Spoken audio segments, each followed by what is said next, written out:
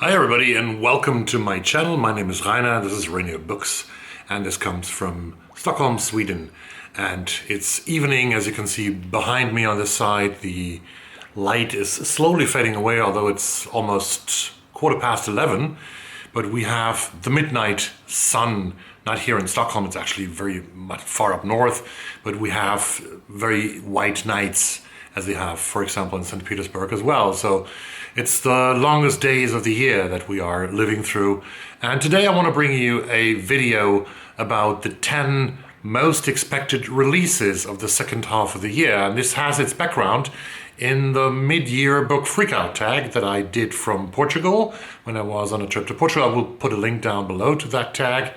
Now I'm back in Sweden and I didn't have access to the catalogs of the publishers.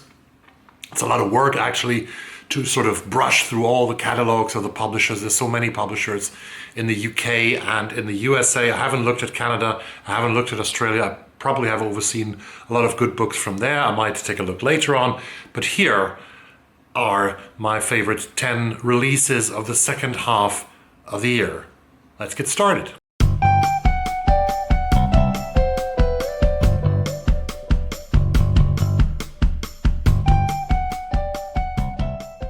I've ordered them chronologically so that you can put marks in your calendar. So the first book is published first, and the last of the 10 books is published last in this year.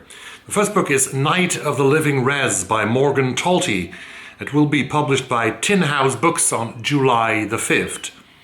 Set in a native community in Maine, Night of the Living Res is a riveting debut collection about what it means to be Penobscot in the 21st century and what it means to live, to survive, and to persevere after tragedy. In 12 striking, luminescent stories, author Morgan Talty, with searing humor, abiding compassion, and deep insight, breathes life into tales of family and a community as they struggle with a painful past and an uncertain future. A boy unearths a jar that holds an old curse, which sets into motion his family's unraveling. A man, while trying to swindle some pot from a dealer, discovers a friend passed out in the woods, his hair frozen into the snow. A grandmother suffering from Alzheimer projects the past onto her grandson, and two friends, inspired by Antiques Roadshow, attempt to rob the Tribal Museum for valuable root clubs.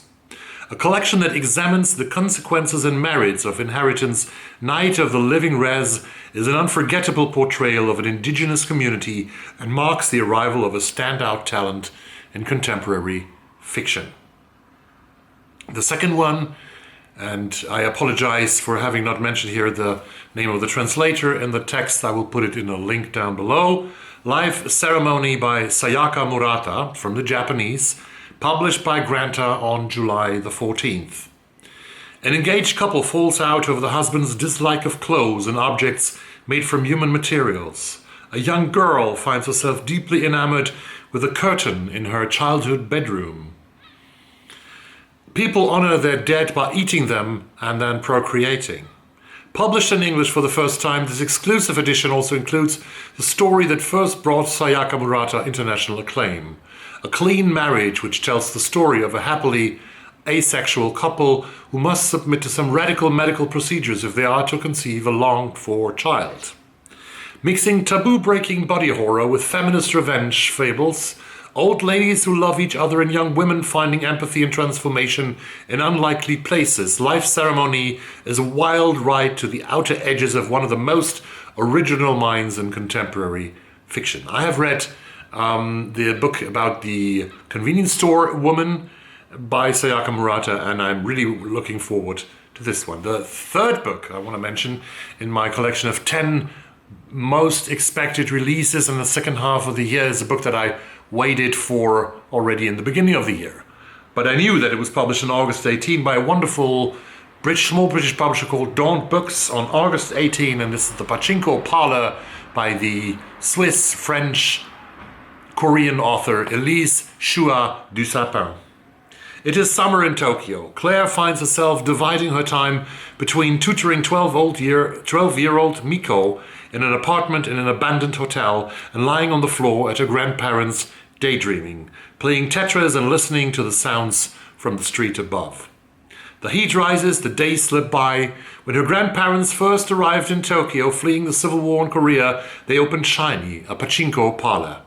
Shiny is still open, drawing people in with its bright, flashing lights and promises of good fortune. And as Mieko and Claire gradually bond, a tender relationship growing, Mieko's determination to visit the Pachinko parlor builds, and with it, Claire's own desire to visit Korea with her grandparents.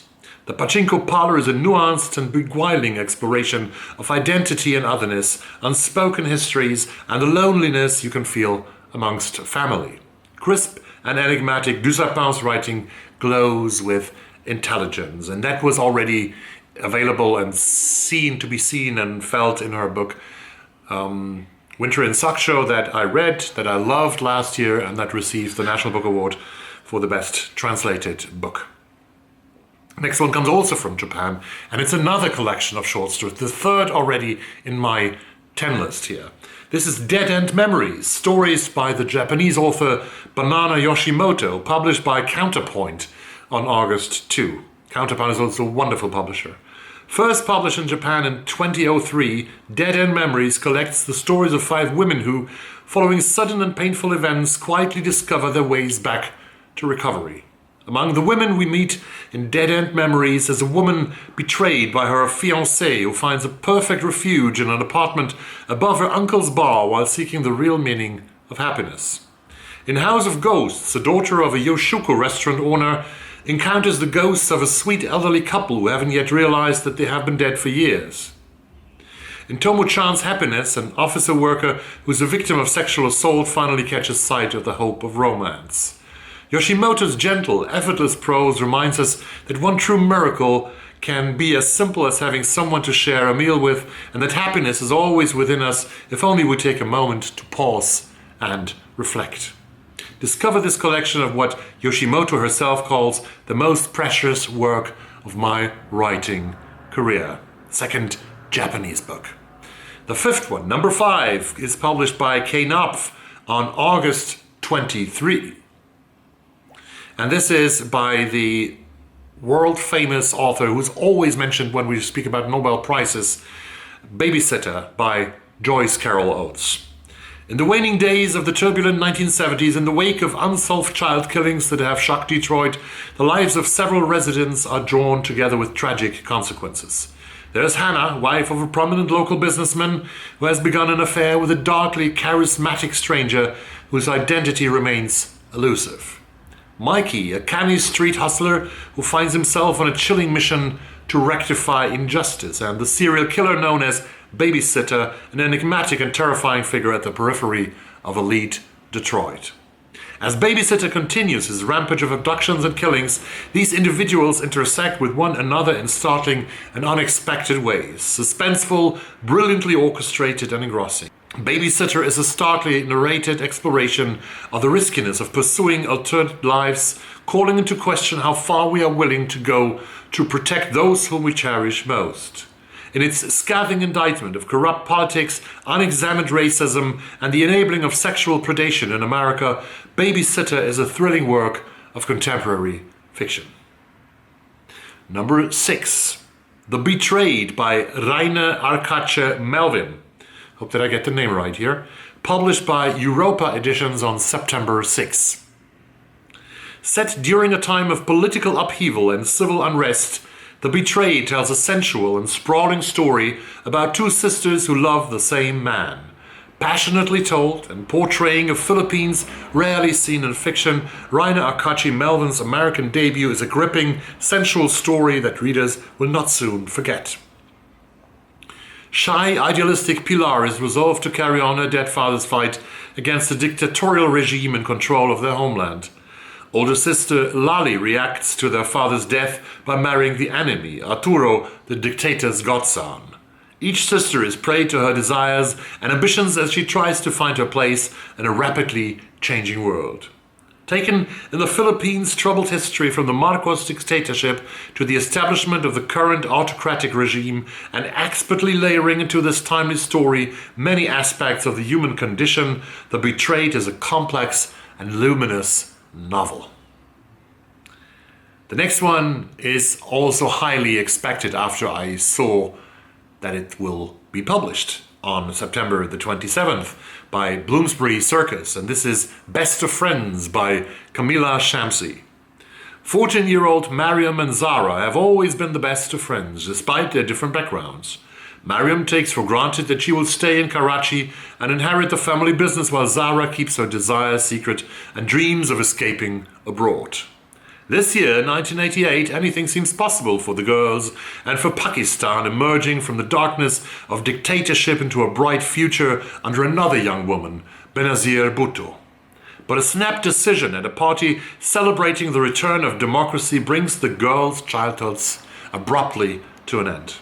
Its consequences will shape their futures in ways they cannot imagine. 3 decades later, in London, Zara and Mariam are still best friends despite living very different lives.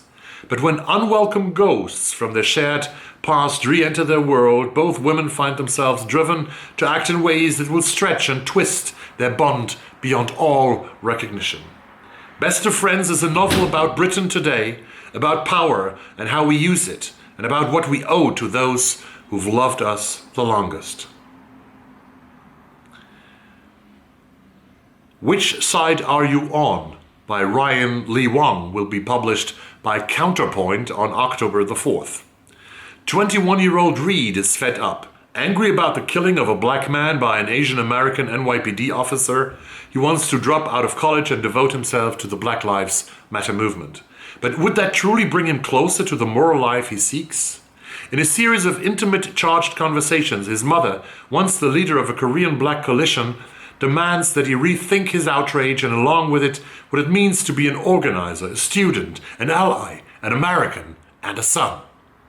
As Reed zips around his hometown of Los Angeles with his mother, searching and questioning, he faces a revelation that will change everything.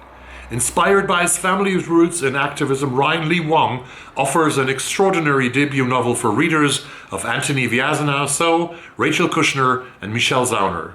A book that is as humorous as it is profound, a celebration of seeking a life that is both virtuous and fun, an ode to mothering and being mothered. Continue with another translation. Translations are important, folks. And this one is a translation by an author that has been praised, that has been raved about on BookTube, but also in the newspapers, on the pages and book reviews of The Guardian, The New York Times, and other papers. This is Our Share of Night by Mariana Enriquez, which will be published by Granta on October the 13th. Gaspar is 6 years old when the order first come for him. For years they have exploited his father's ability to commune with the dead and the demonic, presiding over macabre rituals where the unwanted and the disappeared are tortured and executed, sacrificed to the darkness. Now they want a successor. Nothing will stop the order, nothing is beyond them. Surrounded by horrors, can Gaspar break free? Spanning the brutal decades of Argentina's military dictatorship and its aftermath, Our Share of Night is a haunting, thrilling novel of broken families, cursed inheritances, and the sacrifices a father will make to help his son escape his destiny. And the last one, 10th but last but not the least one of the books that I expect most in the second half of the year is another collection of short stories, and it's called The Islands by Dion Irving, published by Counterpoint on November the 1st. The Islands follows the lives of Jamaican women, immigrants or the descendants of immigrants who have relocated all over the world to escape the ghosts of colonialism on what they call the island. Set in the United States, Jamaica, and Europe, these international stories examine the lives of an uncertain and unsettled cast of characters. In one story, a woman and her husband impulsively leave San Francisco and move to Florida, with wild dreams of American reinvention only to unearth the cracks in their marriage. In another, the only Jamaican mother who is also a touring comedian at a prep school feels pressure to volunteer in the school's International Day. Meanwhile, in a third story, a travel writer finally connects with a mother who once abandoned her. Set in locations and times ranging from 1950s London to 1960s Panama to modern-day New Jersey, Dion Irving reveals the intricacies of immigration and assimilation in this debut, establishing a new and unforgettable voice in Caribbean American literature. Restless, displaced, and disconnected, these characters try to ground themselves, to grow where they find themselves planted in a world in which the tension between what's said and unsaid can bend the soul. These completes the circle of 10 books, the 10 most expected releases in the second half of the year, except for the Canadian catalogs that I haven't looked through, except for Australian or New Zealandish catalogs that I haven't looked through. And if I have overseen a book that you think is among the 10 most expected releases of the second half of the year, please put a comment down below. I will certainly try to get most of these books on this list, to buy them when they appear, to buddy read them if you are interested in a buddy read with me, and drop me a line in the comments down below and we can buddy read one or two of these titles. I'm open for suggestions. I also want to tell you in this post and this video that I'm planning now to get more consistent publishing on the channel. I have been very inconsistent recently, which I apologize for, but I think it's much more useful and much more sensible to have like 2 or 3 videos per week, to have Saturday or Sunday reads where you look back at the week, the personal reading week, and maybe take a look at the next week, and also a second video about awards, about a top 10 list, about a tag video, anything else. So that is the plan for the next week. So this comes out today, Tuesday, the 23rd of June. Tomorrow is Midsummer's Eve in Sweden. On Saturday is Midsummer's Day, and expect the next video on this channel really on Sunday this week, with a Sunday read, looking back at the week. I already finished one book. I'm not going to tell you what. I will tell you on Sunday. I hope that you have a great evening, and I hope to see you very soon on the channel. Thank you very much for watching. Bye-bye.